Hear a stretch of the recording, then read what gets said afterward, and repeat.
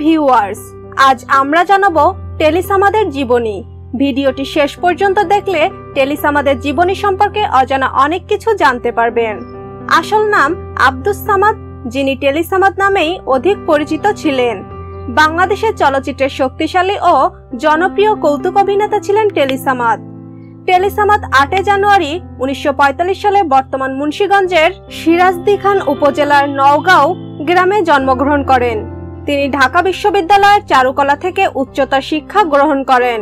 তার বড় ভাই চারুশিল্পী আব্দুল হাই 1973 সালে কার বউ চলচ্চিত্রে কৌতুক অভিনয়ের মাধ্যমে চলচ্চিত্র জগতে প্রবেশ করেন।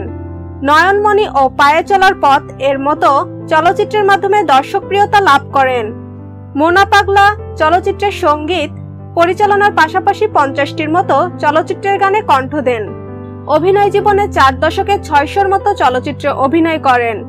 বাংলাদেশ টেলিভিশনের ক্যামেরাম্যান মোস্তফা মামুন তার ডাকনাম দিয়েছিলেন টেলিসামাদ। তারপর থেকে তিনি এ নামেই পরিচিত হন।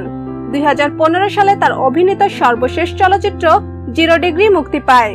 তিনি যে সকল চলচ্চিত্রে অভিনয় করেছিলেন সেগুলোর নাম হলো 0 ডিগ্রি, কুমারী মা, মায়ের চোখ, আমার স্বপ্ন আমার সংসার, রিকশাওয়ালার ছেলে, মন বসে না পড়ার টেবিলে, কাজের মানুষ, মায়ের হাতে বেহেশতের চাবি, কে আমি, কিয়ামত থেকে কিয়ামত। টেলিসামাদের মেয়ে কাকলি জানান, দীর্ঘদিন ধরেই নানা অসুখে ভুগছিলেন বরেণ্য এই অভিনেতা।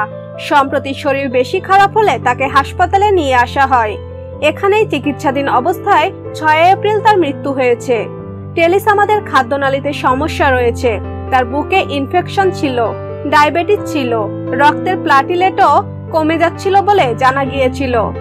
গেল বছরের 4 ডিসেম্বর অসুস্থ হয়ে স্কয়ার হাসপাতালে ভর্তি হয়েছিলেন টেলিসামাদ। সেখানে 16 দিন চিকিৎসা নেওয়ার পর বাসায় ফিরে আবার অসুস্থ হয়ে পড়েন চলচ্চিত্রের এক সময়কার দাপটে অভিনেতা। সেজন্য তাকে গত 19 ডিসেম্বর রাজধানীর বঙ্গবন্ধু শেখ মুজিব মেডিকেল বিশ্ববিদ্যালয়ের আইসিইউতে ভর্তি করা হয়। সে যাত্রাতেও সুস্থ হয়ে বাসায় ফিরেন তিনি, কিন্তু হঠাৎ করেই আবারও অসুস্থ হয়ে পড়েন টেলিসামাদ। পরে তাকে স্কয়ার হাসপাতালে আনা হয়। এখানেই চিকিৎসাধীন অবস্থায় জীবনের অবসান হলো তার, অর্থাৎ 6 এপ্রিল 2019 ইংরেজিতে তিনি ইন্তেকাল করেন। ইন্না লিল্লাহি ওয়া ইন্না ইলাইহি রাজিউন। এর আগে ঢাকাই চলচ্চিত্রের জনপ্রিয় অভিনেতা টেলিসামাদকে এর আগে 2017 সালে যুক্তরাষ্ট্রের বাইপাস সার্জারি করা হয়। এছাড়া গত বছরের 20 অক্টোবর তার বাঁ পায়ের বৃদ্ধাঙ্গুলিতেও জরুরি অস্ত্রোপচার করা হয়েছিল। জনপ্রিয় এই অভিনেতার মৃত্যুতে চলচ্চিত্র সহ সংস্কৃতি অঙ্গনে শোকের ছায়া নেমে এসেছিল। তো ভিউয়ার্স, কেমন লাগলো টেলিসামাদের জীবনী নিয়ে এই ভিডিওটি? আমাদের কমেন্ট করে জানাতে ভুলবেন না। ভিডিওটি যদি ভালো লাগে অবশ্যই ভিডিওটিতে লাইক দিবেন ও শেয়ার করবেন। এই ধরনের আরো ভিডিও পেতে আমাদের চ্যানেলটিকে সাবস্ক্রাইব করে ফেলুন।